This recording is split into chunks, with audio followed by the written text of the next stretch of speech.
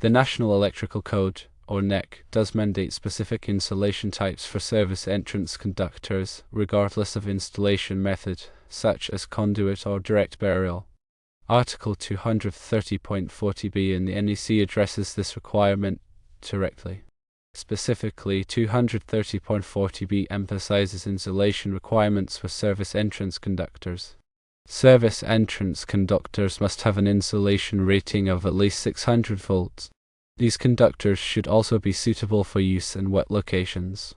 The NEC outlines several conductor types that are deemed suitable for service entrance applications. Firstly, conductors with use insulation are acceptable.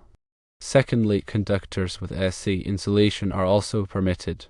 Thirdly, RHW or RHW-2 conductors are acceptable, provided they have an outer jacket. Fourthly, XHHW or XHHW-2 conductors are suitable when equipped with an outer jacket. Fifthly, MV-90 conductors are permitted if they include an outer jacket. Sixthly, other conductor types specifically approved for service entrance use by the relevant authorities are also allowed. It is important to carefully consult the NEC and local amendments to ensure compliance with all applicable regulations regarding service entrance conductors. The phrase outer jacket refers to a protective layer applied over the conductor's insulation. This jacket enhances the conductor's resistance to environmental factors such as moisture, abrasion, and chemical exposure. The outer jacket provides an additional layer of protection, ensuring the long-term reliability and safety of the service entrance conductors. Different types of materials are used for outer jackets, each offering varying levels of protection against specific environmental hazards. For example, some jackets are designed to be particularly resistant to sunlight, while others are formulated to withstand exposure to oil or chemicals. The selection of an appropriate outer jacket depends on the specific environmental conditions at the installation site. The NEC requires that conductors used in wet locations be specifically designed and rated for such environments. Wet locations are defined as areas where water or moisture is present continuously or intermittently. Conductors intended for wet locations typically have insulation materials that are resistant to moisture absorption and degradation. The NEC provides guidelines and standards for testing and certifying conductors for use in wet locations. This ensures that only suitable conductors are used in these environments, reducing the risk of electrical hazards. The 600-volt insulation rating requirement for service entrance conductors is intended to provide adequate protection against electrical breakdown and insulation failure. Service entrance conductors are subjected to voltage stresses from the utility power supply, and a higher insulation rating ensures that the conductors can safely withstand these stresses.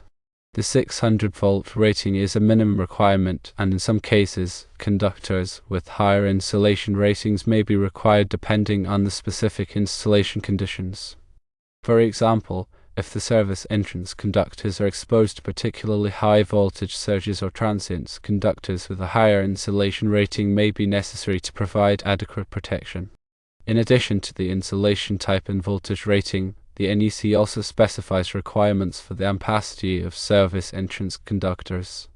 Ampacity is the current carrying capacity of a conductor, and it must be sufficient to handle the maximum load that the service entrance conductors will be subjected to.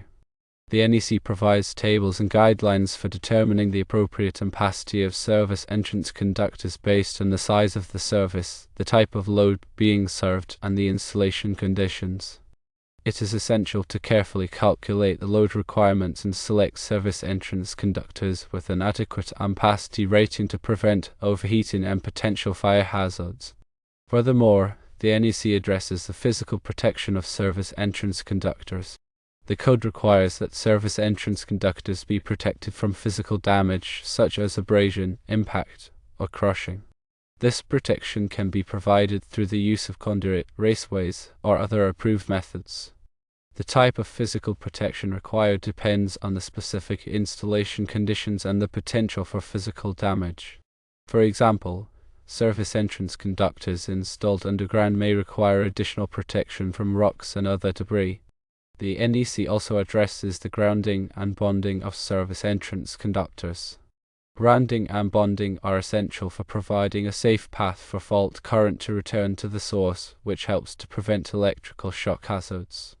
The NEC specifies requirements for grounding electrodes, grounding conductors, and bonding jumpers to ensure that the grounding system is properly installed and maintained.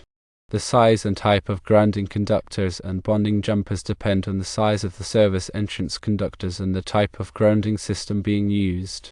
Proper grounding and bonding are critical for the safety of the electrical system and must be carefully implemented in accordance with the NEC requirement. The NEC is a comprehensive set of standards and guidelines for electrical installations, and it is essential for electrical professionals to be familiar with the NEC requirements for service entrance conductors.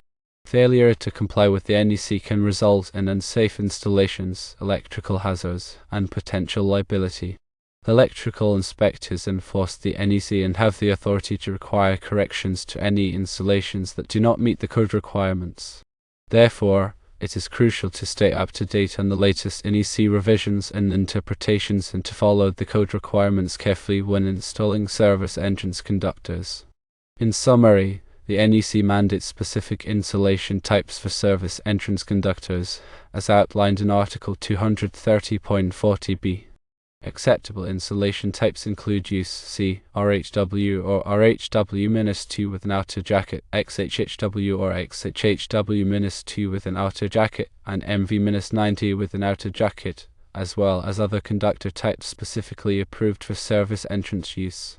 Compliance with these requirements is essential for ensuring the safety and reliability of electrical installations. Local amendments or additional requirements may apply, so be sure to check those as well. Choosing the right conductors is critical to safety.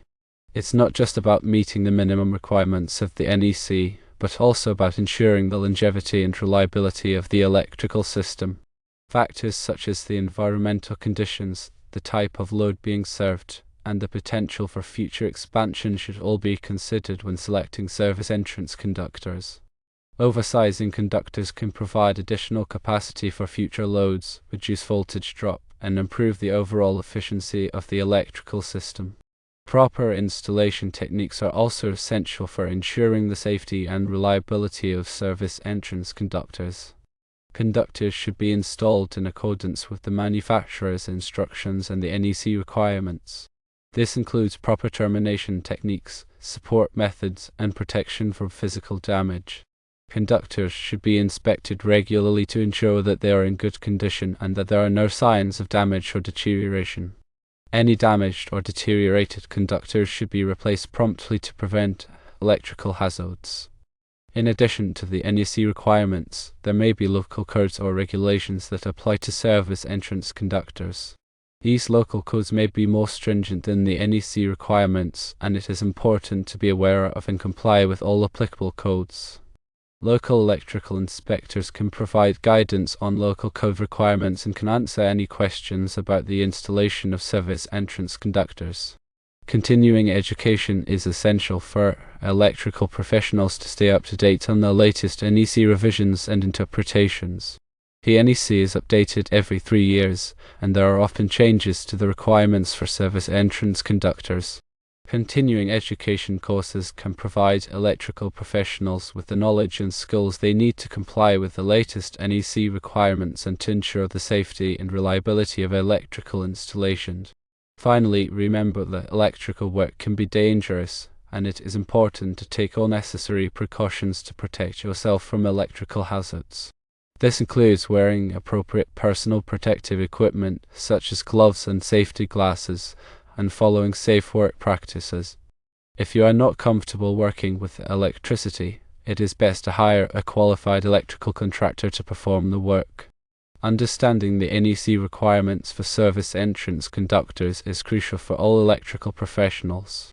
By following the NEC and taking all necessary precautions, you can ensure the safety and reliability of electrical installations and protect yourself from electrical hazards.